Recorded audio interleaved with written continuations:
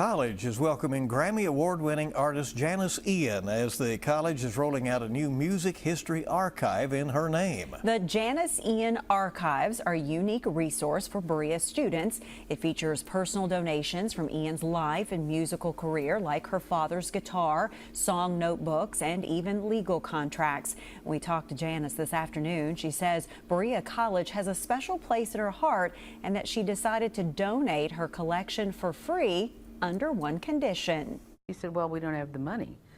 And I said, I won't ask any money. The only condition is I want to make sure they're accessible to the public. I don't want it to be something where it's only scholars and academicians. Berea College is hosting a 4-day celebration to introduce the Janice Ian Archives. That begins next Thursday, October 17th. You can find a full list of those events at berea.edu/Janice Ian.